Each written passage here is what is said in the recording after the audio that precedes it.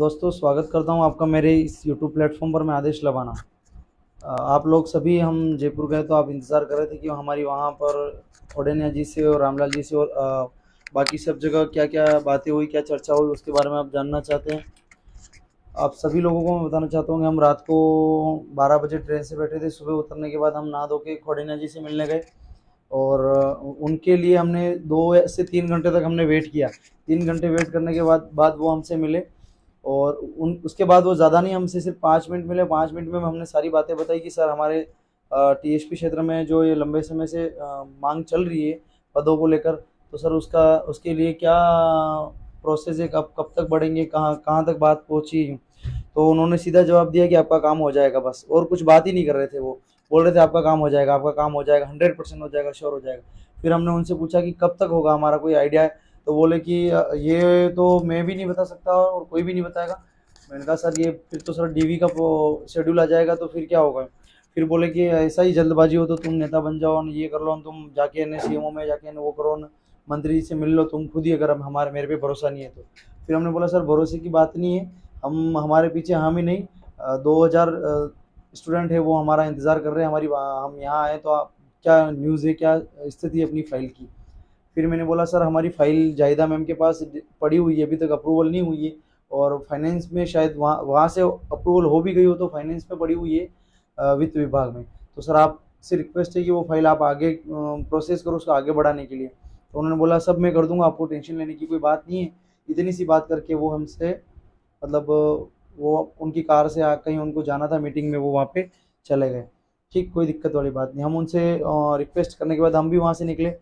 उसके बाद हमने सोचा क्यों ना हमारे अपने टीएसपी क्षेत्र के विधायक हैं रामलाल जी, प्रतापगढ़ के। तो हमने सोचा उनसे मिलते हैं, क्योंकि उन्होंने बहुत बार ये मुद्दा उठाया भी है और एकमात्र विधायक ये और गणेश जी दो के अलावा अभी तक मैंने किसी की स्पीच सुनने में नहीं आई है कि टीएसपी क्षेत्र में पद बढ़ाओ इसको लेकर। तो हम उनके पास गए, पर वो शायद कहीं बाहर उनका होगा, मीटिंग थी तो वो नहीं थे। तो हम उनके वहाँ बहुत देर वेट करने के बाद फिर हमने सोचा क्यों ना एक बार हम उपेंद्र यादव से मिले।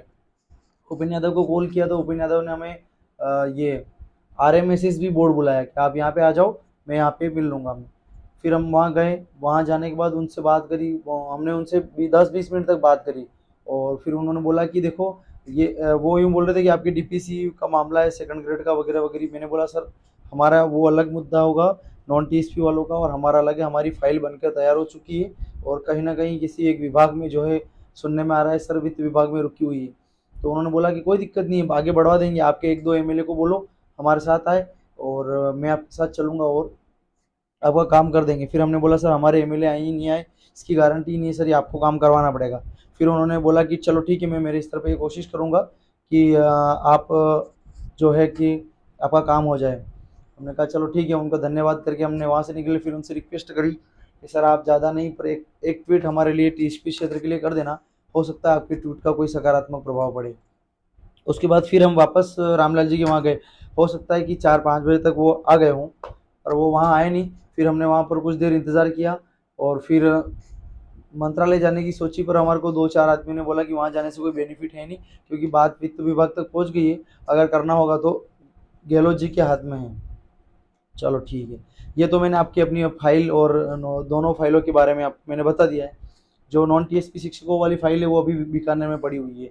वो वहाँ उनका मंथन चल रहा है, उनकी क्या प्रोसेस है वो हमने अभी तक पता नहीं गई, क्योंकि बीकानेर गए नहीं है। अब अपना जो है कि आगे अपने को क्या प्रोसेस करनी है, कि अपने को धरातल पर किस हिसाब से प्रदर्शन करना है कि अपना काम बन जाए। उसके लिए एकमात्र जो सहारा बचा है अपने लिए, पैदल मार्च। और पैदल मार्च में ज़्यादा से ज़्यादा संख्या में अपने को जुड़ना पड़ेगा। अगर आप सभी लोग हिम्मत जुटाते हैं और आप बोलते हैं कि सर भैया हम आने के लिए तैयार हैं, तो आप इस वीडियो में आप ज़्यादा से ज़्यादा कमेंट करके इस वीडियो को ज़्यादा से ज़्यादा लोगों तक शेयर करके पहुँचा दो। अगर जो भी आना चाहे और दिल से आना चाहे, अपने कॉन्टेक्ट नंबर और आपका कमेंट मेरे इस कमेंट बॉक्स में आ जाएगा। लगभग 100-200 की संख्या तो होनी ज़रूरी है, तभी प्रभाव पड़ेगा। और अपन ये पैदल मार्च निकाल लेते हैं, बेणेश्वर से निकालेंगे चाहे सलोमपुर से निकाले, कहीं पे भी। अगर आपके ज़्यादा कमेंट आते हैं कि भैया हम आएंगे, तो मैं जो आगे का शेड्यूल डाल दूंगा और जो है कि अपन ज्ञापन देते हैं वापस, और आगे की प्रोसेस धरना देना होगा तो धरना देंगे, अनशन करना होगा तो अनशन करेंगे। सारी बातें मैंने आपको इस वीडियो में बता दी। उम्मीद करता हूँ आपको बात समझ में आ गई होगी। धन्यवाद।